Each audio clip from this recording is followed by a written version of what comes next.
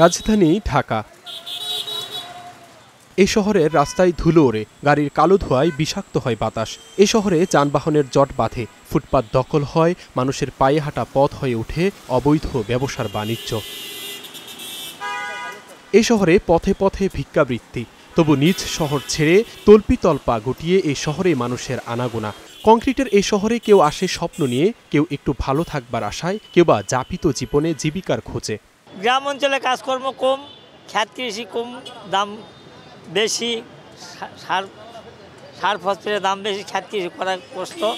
যারা ঢাকায় আসে রিক্সা চালায়, গাড়ি চালায়, কেউ ব্যবসা করে, এই করে সংসার দিন কাটায় আর কি। গ্রামে জেলাতে তো আর সব জেলার মানুষ থাকে না, ব্যবসা বাণিজ্য আপনার হয় না, আপনারা সুযোগ পাইবেন না, এখানেই পাইবেন। সব জেলার মানুষ ঢাকা শহরে আছে, এখানে সব জায়গায় কাজ করতে পারবেন। বলাতে বেশিরভাগ মানে এগুলো কম খায়, ঢাকা শহর তো মাল খায় ভালো।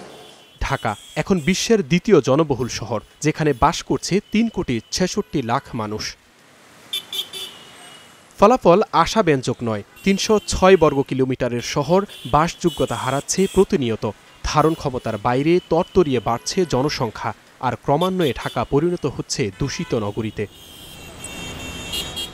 জাতিসংঘের অর্থনৈতিক ও সামাজিক পরিষদের ওয়ার্ল্ড আরবানাইজেশন প্রসপেক্টস ২০২৫-এর গবেষণা বলছে, ২৫ বছর আগে ঢাকা নবম স্থানে থাকলেও এখন ৭ ধাপ কমে এসেছে দ্বিতীয় অবস্থানে। ঢাকার উপরে আছে শুধু এশিয়ার আরেক দেশ, ইন্দোনেশিয়ার শহর জাকার্তা।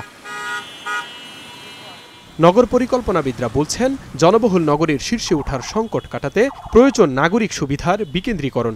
শুধু ঢাকাকে নিয়ে প্ল্যান করলে আবার হবে কি, মানে এখানে আরও ইউনিভার্সিটি বাড়বে, আরও স্কুল কলেজ বাড়বে, আরও মানুষ আসবে, মেট্রো দিয়ে দিয়ে এটা কুলানো যাবে না। সো প্রথম কাজ হলো আসলে আমাদের ঢাকাকে প্ল্যান করতে গেলে, ওই যে বললাম মাইগ্রেশন ঠেকানোর জন্য ঢাকার বাইরে সুযোগ সুবিধাগুলো করা। শুধু ঢাকাকে নিয়ে পরিকল্পনা করে ঢাকাকে বাঁচানো যাবে না আসলে। একই অভিমত ঢাকা বিশ্ববিদ্যালয়ের এই অধ্যাপকের, সাথে যোগ করলেন জনসংখ্যা নিয়ন্ত্রণে নীতি নির্ধারকদের নীতি কৌশল এবং রাজনৈতিক দলগুলোর সহযোগিতা।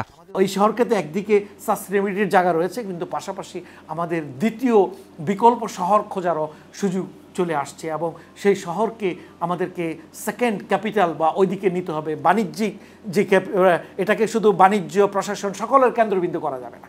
আমি বলবো যে এই শহর থেকে কিছু কিছু সেবা আছে, এগুলোকে ছড়িয়ে দিতে হবে, এবং আমাদেরকে বিকল্প রাজধানীও হয়তো খোঁজার সময় চলে আসছে বলে আমি মনে করি।